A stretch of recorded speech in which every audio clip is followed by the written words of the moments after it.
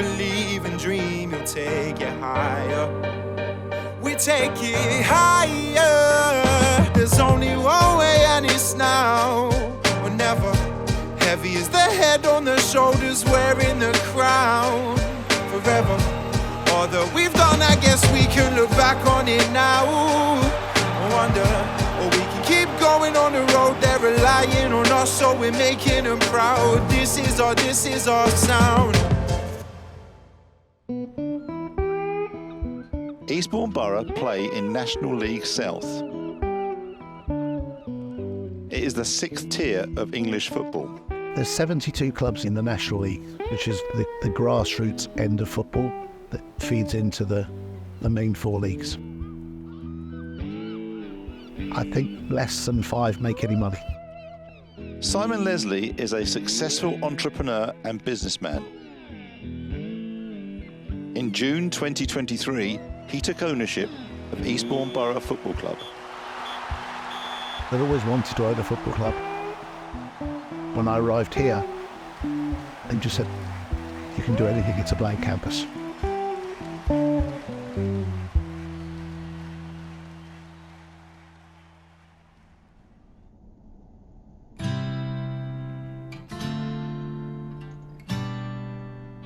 As we head into February, Eastbourne are 5th in the league and just 1 point behind Dorking Wanderers at the top.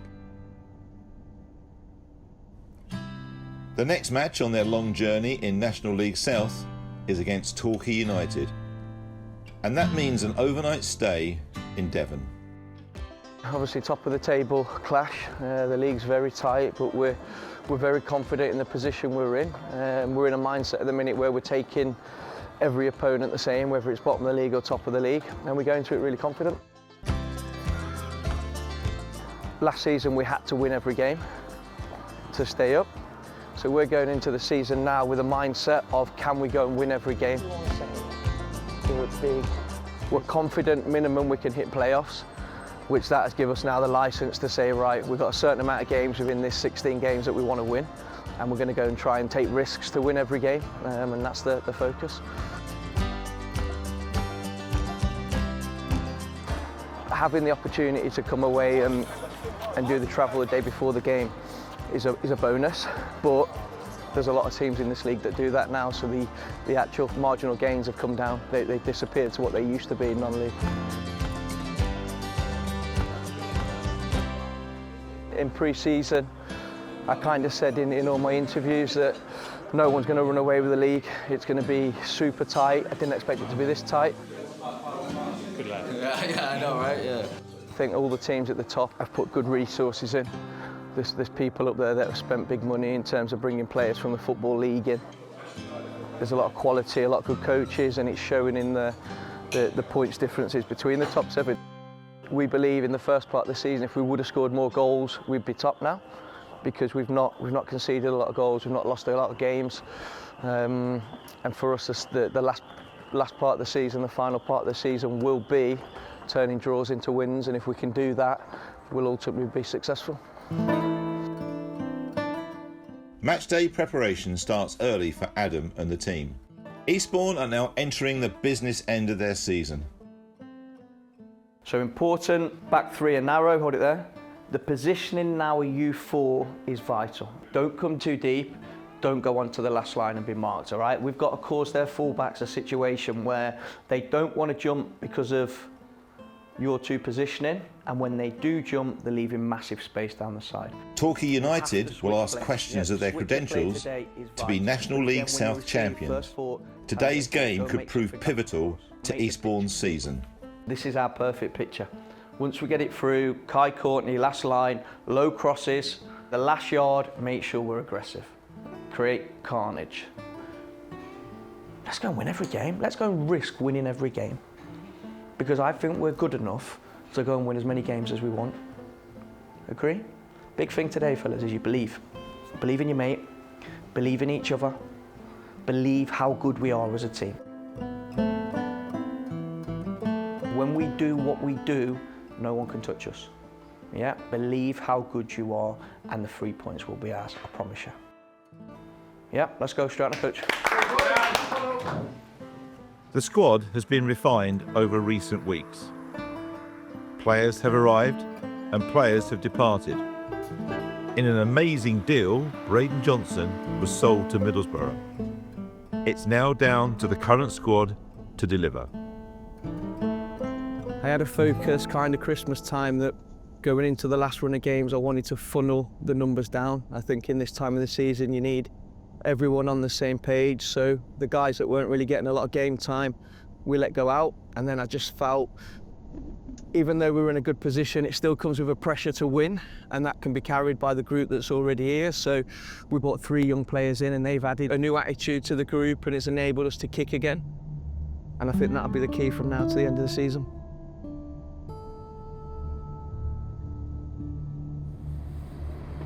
Going into this, we're 11 unbeaten. But within that, we needed more wins to kick on and run away with the league.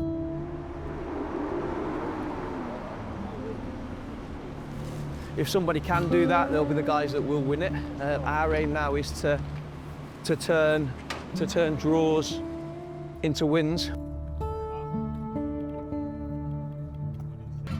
And if we can do that, we'll end up in a good place.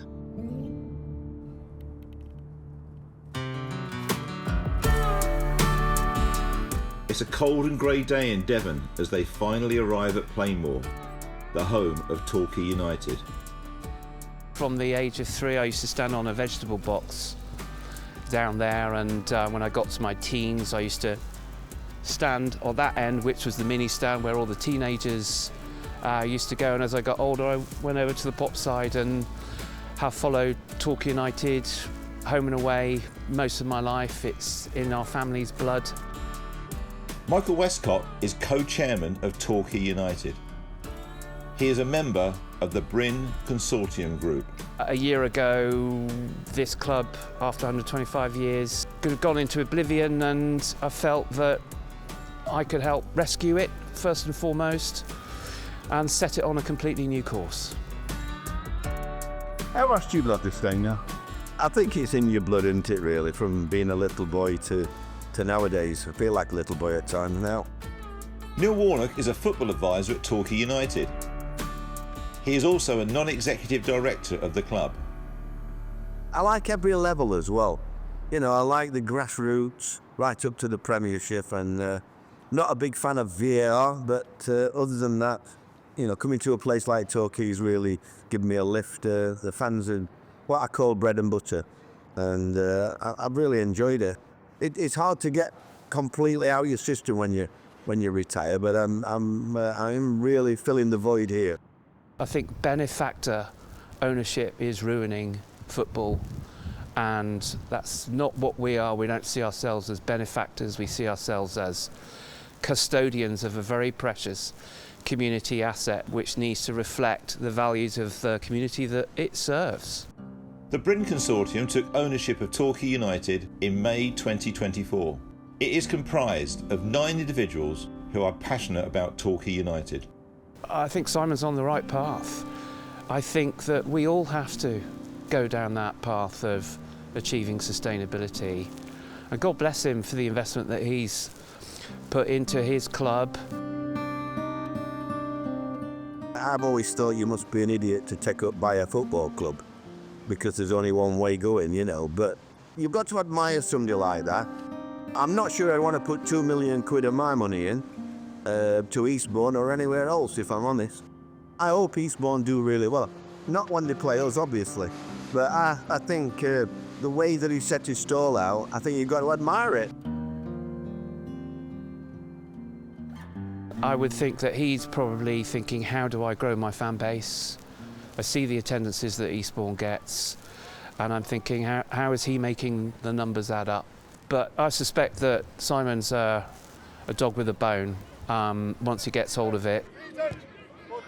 We're fortunate that we get big crowds, but it's really hard to break even. It's very simple. You've got 12 months to run the business. On months where we've got 2 home games, we lose 25, 30k. On months where we have 3 home games, we can break even. On months where we have 4 home games, of which there are only 2 months in a year, we make a slight profit.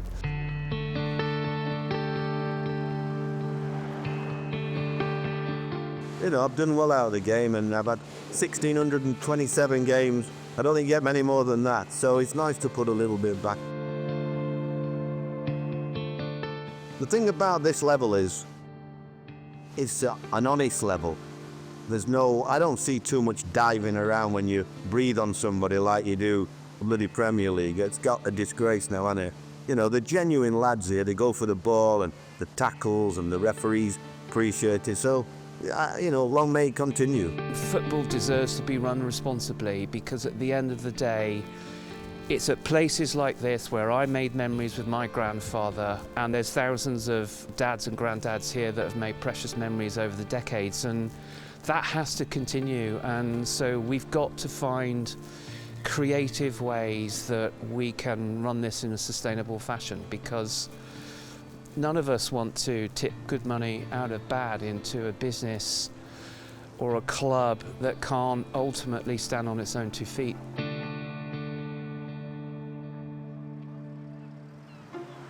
And so to the game. The result is a tough one to call.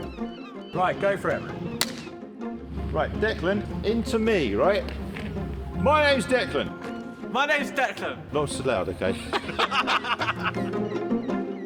My name's Catherine. It is cold. It's very cold. February the 8th, Eastbourne Borough. Torquay United away. Welcome to Playmore.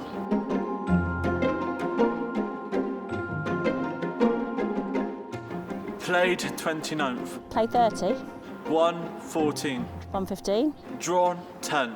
Drawn 10. Lost 5. Lost 5. 52 points. 55 points. 4 points behind Dorking. 1 point behind Dorking at the top.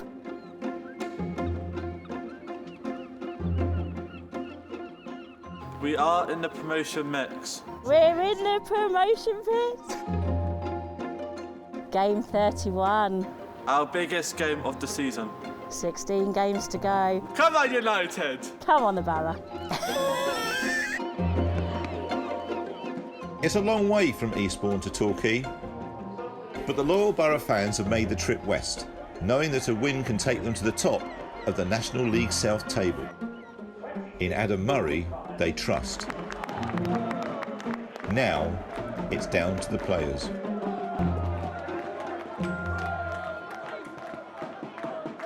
Game 31 of the season for Eastbourne Borough is arguably their biggest test so far, and their fans are making sure that everyone in Playmore know that they are there.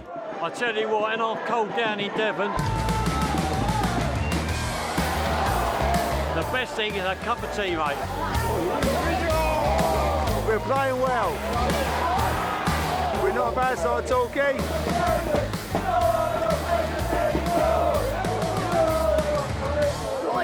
Stop. Everyone follow.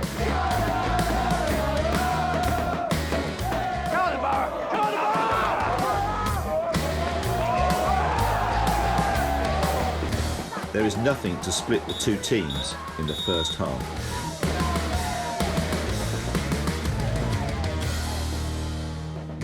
Half time, Torquay 0, Eastbourne Borough 0. We make so much noise.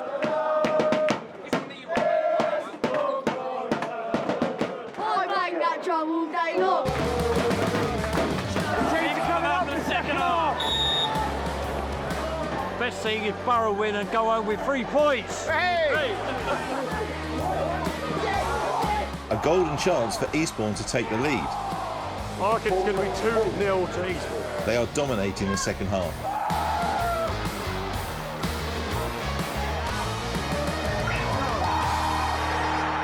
But against the run of play, Torquay opened the scoring with 86 minutes on the clock.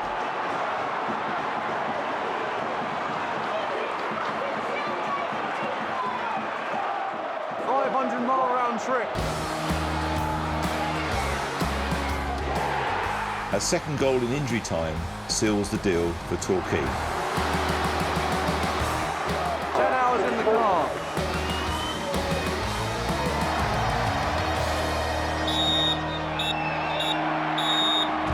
It's a long way home. The final score, Torquay United 2, Eastbourne Borough 0.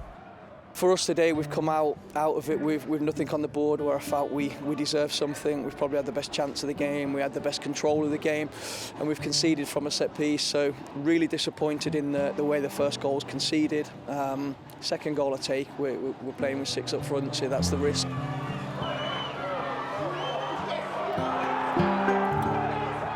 So I think we should have had a penalty today. At home, I think we get it. When you come away from home, the big decisions, you need a strong referee. And we didn't get that today. I think the one penalty is so blatant, it gives it's a totally different game. We have got the best away support in the league. Torquay will remember her. It was my first game here last season at Torquay, and the club was 7 points from safety. So if someone would have said to me in a year's time, you'll be coming back here fighting to get promotion, I think everyone would have bit their hand off. The facts of the matter are we've lost 1 game in 12, so nothing will change. We'll keep doing the things we're doing.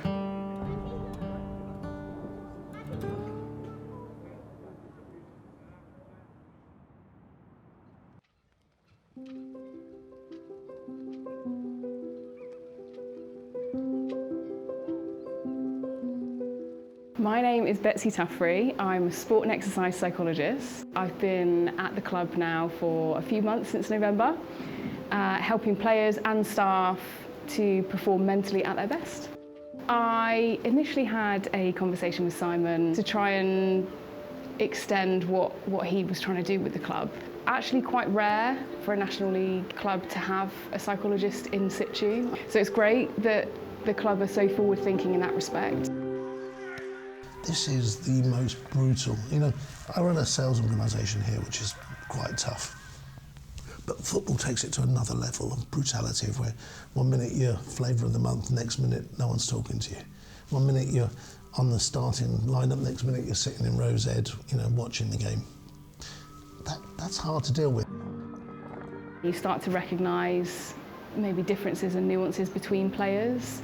So whether that's like a disengagement from the group or from, you know, staff, or a reluctance to want to talk to anyone. You know, sometimes players will ramp up their need to talk to me, or they'll want to talk to me, and some players will actively shy away from that because it's uncomfortable.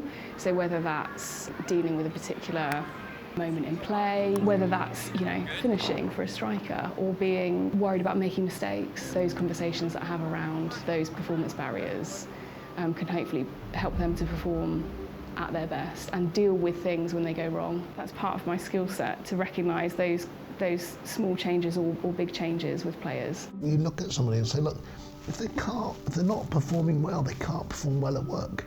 If they've got situations outside work which are affecting them, or, you know, even in work, if they're not performing, you need someone to sit down and talk to them and just ask them to reframe stuff, think about stuff in a different way. We won't ever be perfect. We're all fallible human beings. That's really important for me. As a psychologist, that's often the message I try and get across. It's not about losing focus, it's about what you do when that does happen. But being able to acknowledge when we've got distracted and try and bring ourselves back, that's crucial.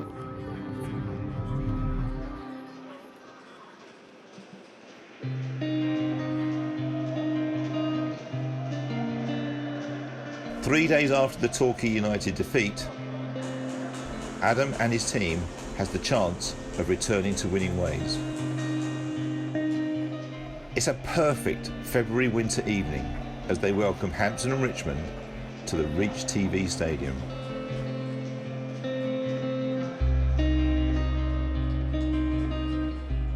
But it's not the start Eastbourne wanted. Hampton and Richmond open the scoring after just 8 minutes.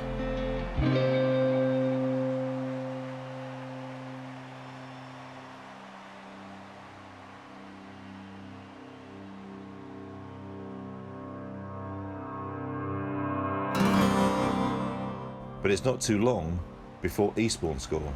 The equaliser is one of the goals of the season. A thing of beauty. And they are back in the game. It's 1-1 at half-time. And Adam now has to deliver what could be a season-defining team talk to his players.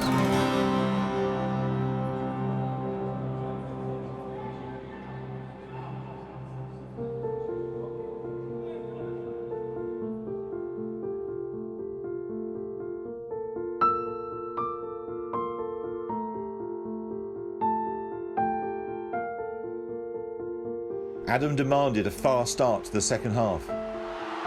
And that's what he got. Eastbourne deliver a second goal 2 minutes into the second half.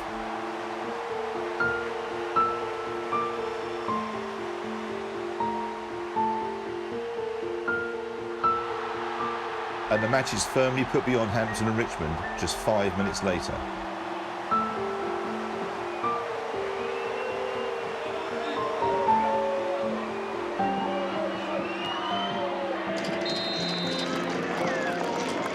Three goals and 3 points. A crucial win for Eastbourne Borough. The belief is back as the loss to Torquay United is firmly removed from their minds. Tonight's win moves them up to third in the league. They are now just 4 points behind Dorking Wanderers at the top. The promotion dream is still very much alive. Game on.